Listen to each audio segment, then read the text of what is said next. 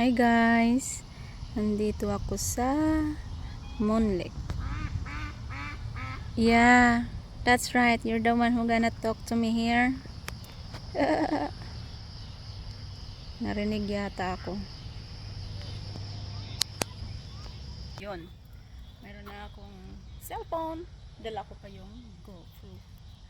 Susubukan kung ano. Diba? Pangababa yung eyeglass, yung sunglasses ko. Wala kasing ilong. Ang ganda, no? Ang ganda ng ano dito. Kasi 3 years akong laging may masakit sa paa. Eh ngayon wala na. Kung kailan naman wala na rin akong kasama. So, ako na lang mag-isa. Yan guys, ang ganda ng dito. Ang ganda ng nilalakaran namin. Yan yung trail. Diyan. Hanggang doon, paikot. Ay, mali. Yan. Ay, relaxing dito masyado. Well, hindi na mainit kasi alas 7 na ng gabi. Alas 7 na ng gabi pero mayroon pang araw. Ganun dito kapag summer. Pero pag naman, tag winter, alas 5 pa lang, madilim na din. Gabi na dito. Kaya ina-adjust yung oras dito. So, ayan guys.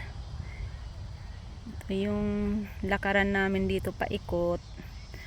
Pag nakaapat kang ikot dito, maglulos ka talaga ng weight.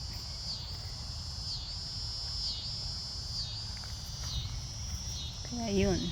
Tapos sabayan mong huwag kang kumain ng kanin. Kasi yung kanin ang nakakataba talaga. Carbs. Pwede rin naman kumain ng konti lang. Pero ako talagang tinanggal ko na. 4 na buwan na yata ako hindi kumakain ng kanin. Yep, that's right. 4 months I didn't eat rice.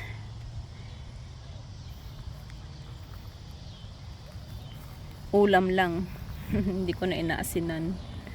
Tapos, baked chicken. Yun ang kinakain ko. Okay guys, maglalakad na ako. Para makadalawang ikot pa.